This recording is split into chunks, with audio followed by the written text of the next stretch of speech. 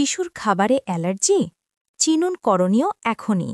প্রথমে শিশুর অ্যালার্জির প্রধান 4টি লক্ষণ চিনে নিন, যেমন ১ শিশুর ত্বকে লালচে দানা বা ফুসকুড়ি, ২ মুখ, ঠোঁট বা চোখ ফুলে যাওয়া, ৩ শ্বাসকষ্ট বা শাঁ শাঁ শব্দ করা, ৪ বমি, ডায়রিয়া বা পেট ব্যথা। এক্ষেত্রে তাৎক্ষণিক করণীয় হল ১ যে খাবার থেকে অ্যালার্জি হয়েছে সেটি সঙ্গে সঙ্গে খাওয়ানো বন্ধ করুন। ২ শিশুকে পর্যাপ্ত পানি বা বুকের দুধ দিন, শিশুর বয়স অনুযায়ী। মাইল্ড কেসে হাইড্রেশন বজায় রাখা ভালো। ৩ হালকা অ্যালার্জিতে শিশুর শরীর পরিষ্কার ও ঠান্ডা পরিবেশে রাখুন, এতে শিশু স্বস্তি পাবে। ৪ গুরুতর লক্ষণ যেমন শ্বাসকষ্ট, মুখ ফুলে যাওয়া, অজ্ঞান হওয়ার মতো অবস্থা দেখা দিলে অবিলম্বে নিকটস্থ হাসপাতালে নিয়ে যান।